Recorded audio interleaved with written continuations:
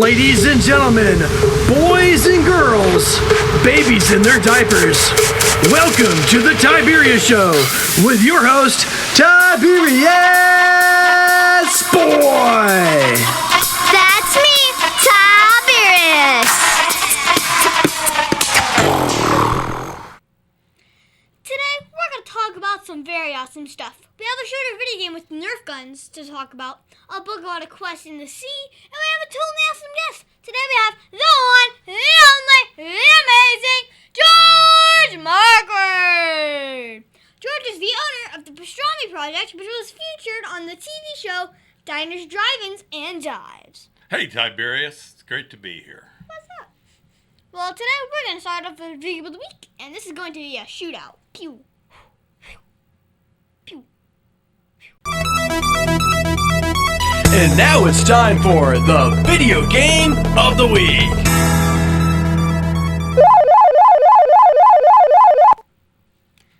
Today's video game is Nerf Strike. This game is made by the Metaverse team. Because it is on Roblox, you are able to play it on PC, Mac, Xbox, and even your cell phone. And it is free. This is the only game from the Metaverse team which designed this game for Hasbro. So first off, I get in the game, and you are presented with the choice of Nerf guns. You press deploy, and then you join a match. There is team deathmatch and free-for-all matches. I like team deathmatch better because I like the support of a team, and the whole team wins together instead of just one person. There are a number of maps, and they have switches that you can shoot with your gun, and to give your team an advantage in the map, too. There's like jump pads and things that like open doors and everything. It's cool. You can also rank up your player. I'm at rank 10. Also, I got my dad into this, and we had a lot of fun. And we were able to team up, except when we did free-for-all. That was not fun. I got defeated him. Well, we did pretty good together, though. Well, I would attack someone, and my dad would just flank them and get them from the other side. Most of the time, we were both the top 5 in the server. Oh, and you can get special items like smoke grenades and then turrets, too. I like the turrets the best because it has a lot of health and can shoot people when you're not even there.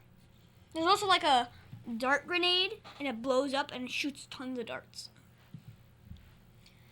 Well, I give Nerf Strike 12 out of 10 stars because you can enjoy destroying your friends and with Nerf guns and running around with maps with jump pads. Weird. And now it's time for the book of the week, Sequest Gulak the Gulper Eel. This book is written by Adam Blade. This is a great series about 3 people that get into danger, action, and trouble and adventure in the future. Let's read to the back of the book. In fact, George, would you like to do the honor? Sure. Dare you dive into Sequest? It's time for the ultimate battle. Max and Leah face a mighty combined enemy as Cyborg's latest Rob Beast joins forces with his slave army. Can our heroes defeat this force of evil and rescue the people of Akora? Well, this is not in our book, so you get no points for reading this book. So we had left off in the 23rd book where we have our friends Max and Leah defeat Cole the Cave Crawler. Then Cyborg then made another Robo Beast and is scaring everyone to one spot. Then they all do what Cyborg says, but then Max and Leah decide to defeat Cyborg. But then Gulak the Robo Beast is going to self-destruct. What? Ah! Then Max and Leah have to... You know you're going to have to read the book to find out what happens. But I can tell you Max and Leah finished the mission, and I found this book riveting. I give Sequest Gulak the Gulper Eel 10 out of 10 stars because it was fun to learn all about what the cyber world looked like. What does this mean? It's a thick boy. It's a thick boy. And now it's time for our interview of an interesting person. Today's is going to be so much fun. Today we have the one, the only, the amazing George Markward. George is the owner of the Pastrami Project with a food truck that serves pastrami and lox. Thanks, Tiberius. Yeah, that's me. Been doing it for quite a while, and we serve lots of fun stuff. As a matter of fact, I brought you a sandwich. Ooh. So, would you like to try some? Oh, that smells amazing. My mustard and everything.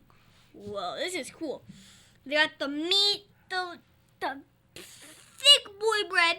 They got the mustard on there. They got tons of different condiments.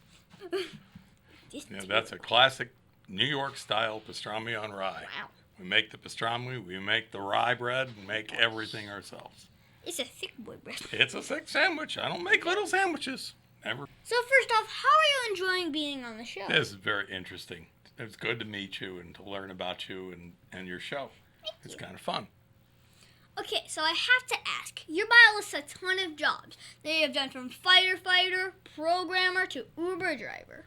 Well, what's the one that you've enjoyed the most? I gotta say, what I've enjoyed the most is what I do now.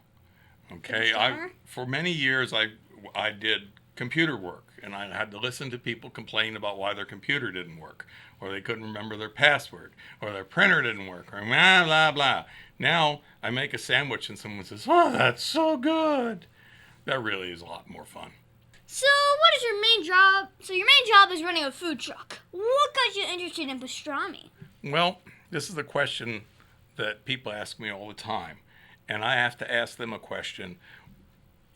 Tell me what the very first restaurant you ever went to was. Can you remember it?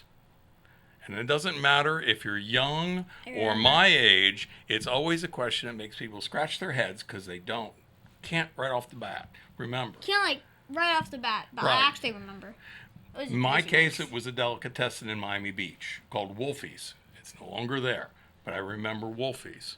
And when I started deciding I wanted to run a food truck, I had to find something that I wanted to do.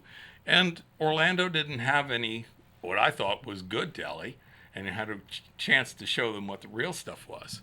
So I decided to do that and learn how to make pastrami and sell. There is pastrami here. Close by here. Not really. Take a bite of the sandwich and you'll see what I'm talking about. Definitely not what I had at Shaker's. Wow. Shaker sells a good product, but they don't make it. And it's really the difference between if you make it the old ways or if you go out and just buy something from the store. Oh, wow. So That's what, amazing. That's what real stuff tastes like. So what did you just do? Just go buy a truck and start selling sandwiches? Oh, no, it didn't do that. My youngest daughter was a student in Kansas City, and she knew I was looking for a truck. And she sent me pictures of a truck sitting for sale in the backyard of a house. And it was white, and it was ugly, and had weeds growing around it, and it was exactly the one I wanted, because I could tell that it was. It would need a lot of love. It had every option that they made, because it was a tool truck in its first life. Oh, wow. And I called the guy up, and I bought it over the phone and flew out to Kansas City and fixed it up and drove it back. And it was, at the time, a chiropractor's office. It had wood floors and paneling, and it was silly. And it took a year and a half to tear it all out and rebuild it into a commercial kitchen and do all that. And while I was doing that is when I taught myself how to make pastrami and all the rest of the fun stuff. It's cool. So what is the best part about being a pastrami? Well, as in any small business, it's running your own business and doing it yourself. Yeah. It's a lot of work, but you do control everything. I don't have any employees. Everything in this sandwich I make. So how do you get the inspiration to create recipes for new menu items? Well, I don't make new things. I recreate old things. Like what was remembered. Right. What Guy Fieri told me when I spent my day with him for the filming, he called me a technician, because I go and I recreate things that were done 100 years ago and doing it the way they did it 100 years ago. And that's how I get this product. So I don't go out and try to invent a new sandwich. I try to bring back one that's long forgotten. Yeah. This is actually pretty good. So what was your favorite item on the menu? Well, it'd have to be pastrami, because that's what I named the truck after. Ah, true. So what's the hardest part about being a pastrami? I guess it would be that Dealing with night when I have to go back to the truck after I've had dinner and I want to go to bed, and I have to go and make pastrami for the next day. I thought it was going to be dealing with the customers. No, my customers are very happy. I don't have I think bad I can customers. tell why. I mean, you do sell pretty good pastrami. I mean, I tried this. It was amazing. Okay.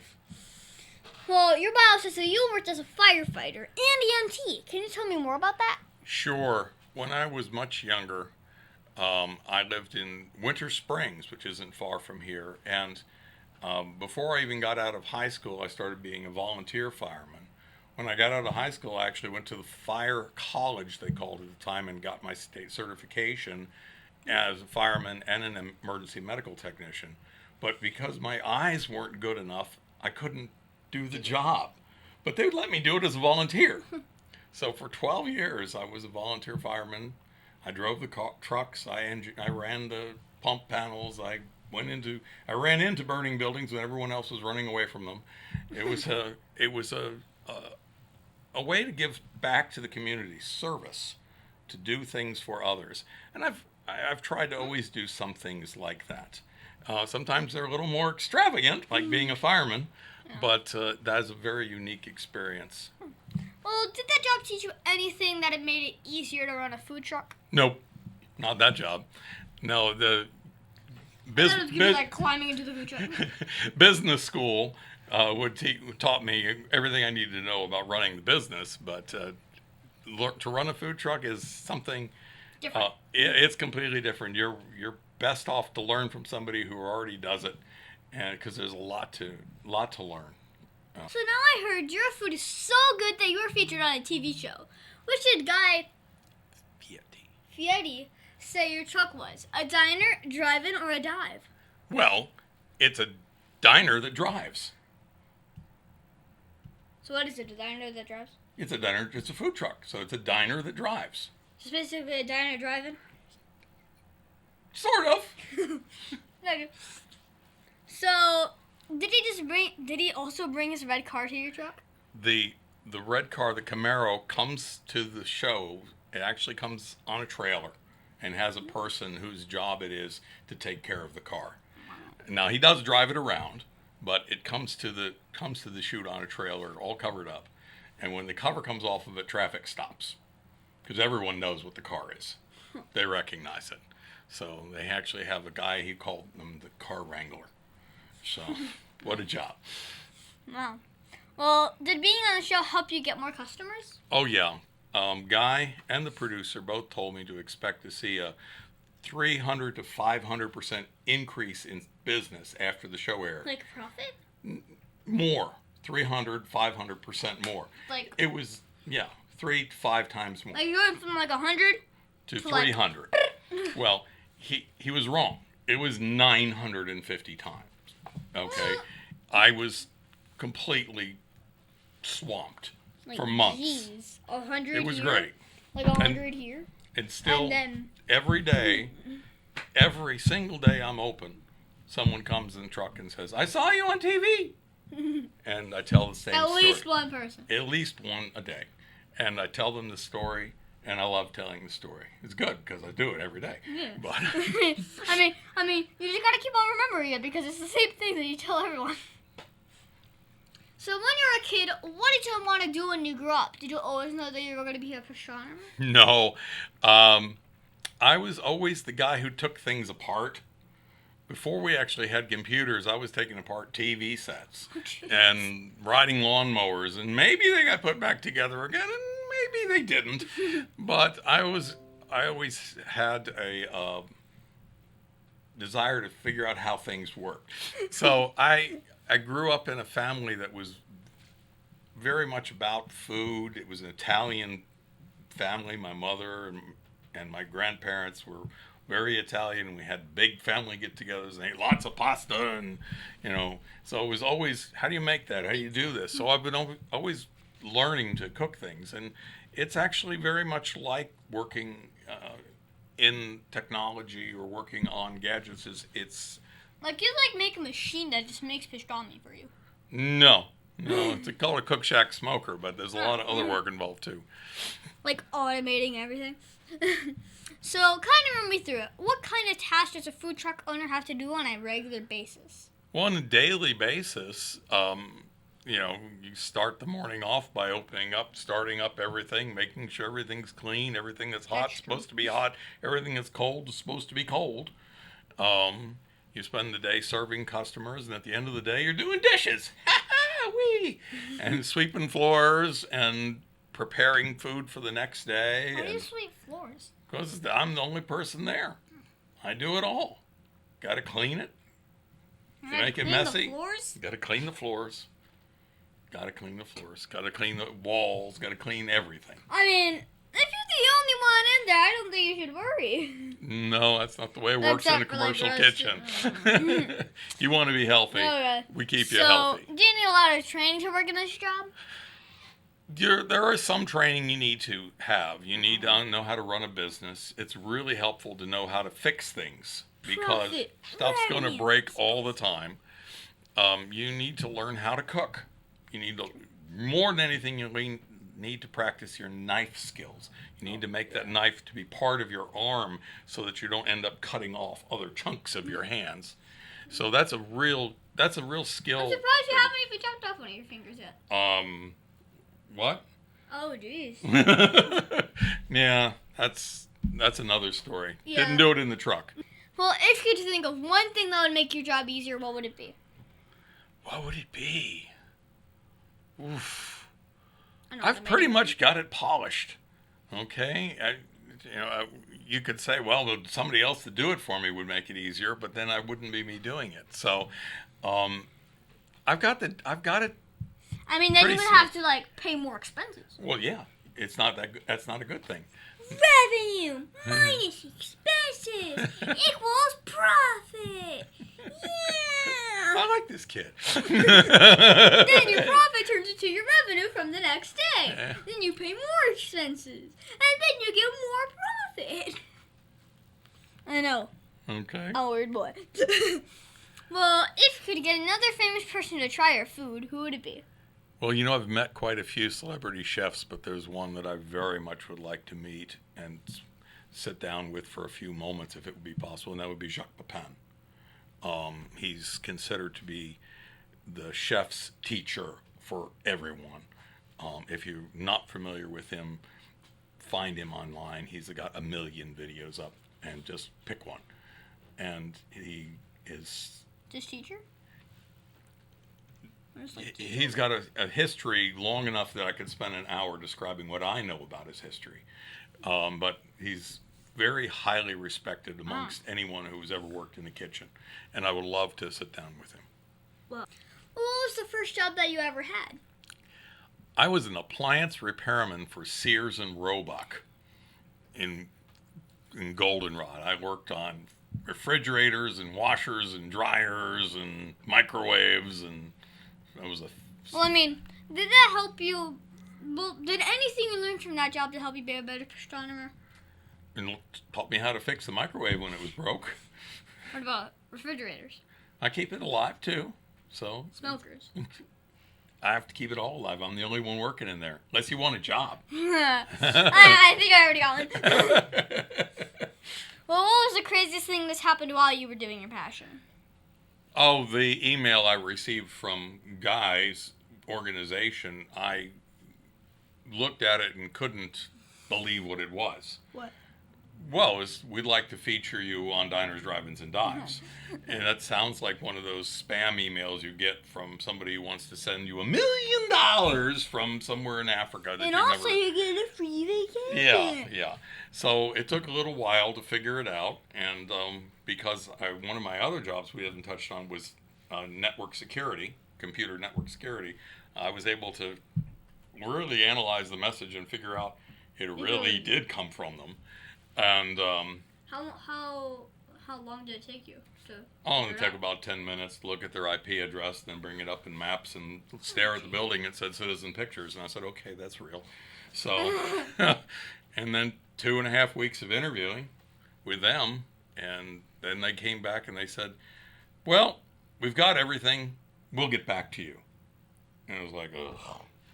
2 days later, I got a call and said, he picked you. Get ready. We'll be there in 2 weeks. So, yeah, that was the craziest thing. That was like mind blown. Yeah. Like hats falling off. Well, who helped motivate or inspire you the most in following your dreams? My wife. She actually helped me to do this. She believed in what I wanted to do. She helped me do it. She encouraged me. She still does to this day. Oh. So I had some people that were in the business in town that were Alex and Joey, who ran the thing called a Yum Yum Cupcake Truck. You may not remember them, but they were really, really popular. And they sold the business and moved away. And now, thankfully, they've moved back and they have another business here in town called Hungry Pants, which is a real cool little place. But they spent a lot of time answering questions when I didn't know. How do you do this? Why do you do this? Where do you get the permits from? Blah, blah, blah, blah, blah. And they answered them all for me. And because of that, I have really tried to help others, to give back, to pass it along. What do they say? Pay it forward, to do the same thing for people. And it's a complicated business, but it's not hard once you get your rhythm. True. Memories. Pass them on. Well, what advice would you give my listeners if they want to go up and be a astronomer? If they want to do that, they need to do a lot of history to learn about why the food is the way it is. The old delis. I encourage them to get up, get on a plane, go to New York City. You needed all the delis that are left. Try the old style ones. Learn how to cook. You don't need culinary school. You just need a lot of time of doing it. Learn how to use a knife. You learn how to use all the different kinds of knives. Well, if you could go back 10 years and tell yourself something, what would it be? Buy Google. Buy Google? Buy Google stock. Google stock. I thought you meant like the whole entire browser thing. Well, what was the biggest mistake you ever made, and how did it change you as a person? Oh, wow. Biggest mistake I ever made, I did for a long time.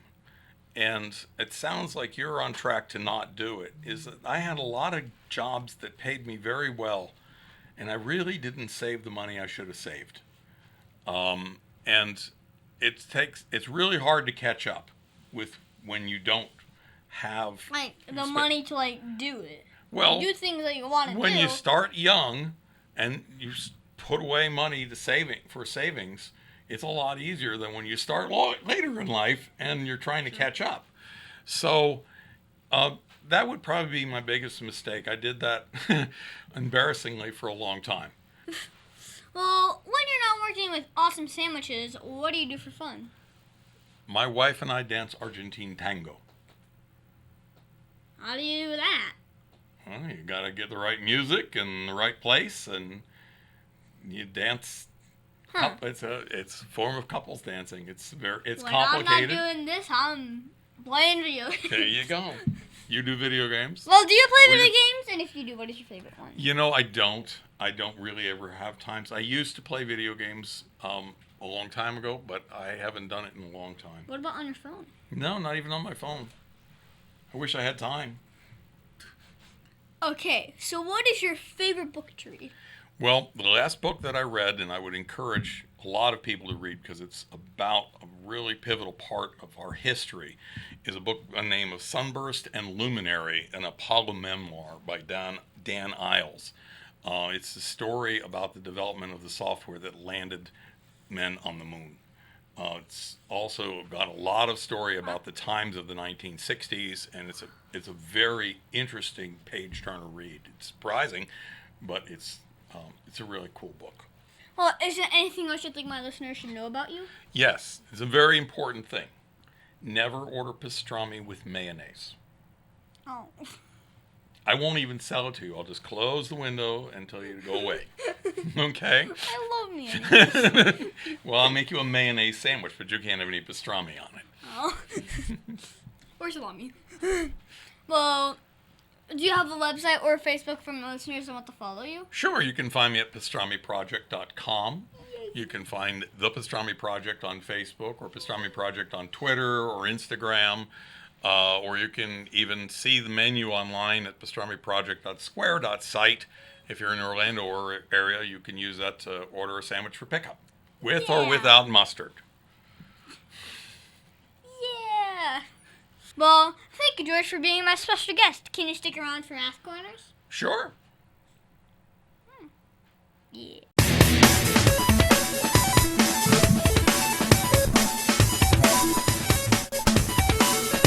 Tiberius' favorite subject, it's Math Corners! Thank you, George, for helping me with Math Corners. Today we're going to talk about polygons. The first thing you have to know is that a polygon is a flat figure that is made up of straight lines and it is enclosed. If it's not a polygon. So it has to be like flat, like on a table. So it has to be like straight lines. Those are the sides. It has to be enclosed, which means all the lines fit end to end to form a figure with no openings. So the first polygon that everyone knows is a triangle or a trigon, which has three sides. And you have the quadrilateral or the tetragon, and the rest are all ending gon. You have the pentagon, like an outside of a drawing of the house. You have like the hexagon for 6 sides. You have heptagon for 7, octagon like a stop sign, nonagon for 9 sides, and decagon for 10 sides, like a star. So a really cool type of polygon is called the regular polygon. These have lines that are all the same length, and it also has all the same angles. I like regular polygons because they look so cool. If you connect all the corners of a regular polygon, it will look like a perfect circle. I know. So, George, do you now know all about polygons? Well, I know a lot more now. Maybe I knew this many years ago, but is a polygon like a sandwich? It could. If it makes like a so fat sandwich. if I have a sandwich. You have a sandwich that's like not like thick. And you just like squish what it. What if I cut it in half? Do I have 2 polygons? Yeah. Oh. Unless it's like flat, like if you like squish the whole entire thing. So I have a perfectly square sandwich. What kind of polygon is that? If it's flat, It's flat. If it's 3D, if it's flat on the table. Yeah. Then it would be a square. Okay. Or a rectangle. Okay. Is that a form of a polygon? Yes. Okay. And if I cut that sandwich in half? You get 2 rectangles or 2 squares. Okay, so I made 2 polygons out of 1. Yeah. That's cool. You can make 4 with those 2 polygons. Cut 1, Okay. in half. And you got 4 squares or rectangles. If you cut it much smaller, it's going to fall apart, though. Well, thank you so much, George, for your help with Math Corners. You're welcome.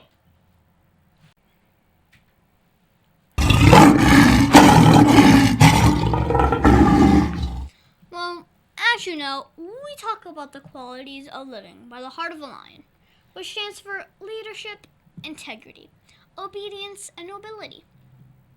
This week we're going to talk about obedience. For me, I think obedience is being fully committed to doing what is pleasing to God. While the qualities of obedience are compliance with a good attitude and respect for the laws. You know when someone is obedient when they follow instructions willingly and truly. I am working on active listening so that I can be sure to not miss instructions when they are provided by my teachers and coaches. I'll work on paying attention so that I can fully understand the instructions I'm receiving. This way, I'm able to accomplish the task at hand and ensure our entire team wins. So, George, did you see or use obedience at all this week? Obedience.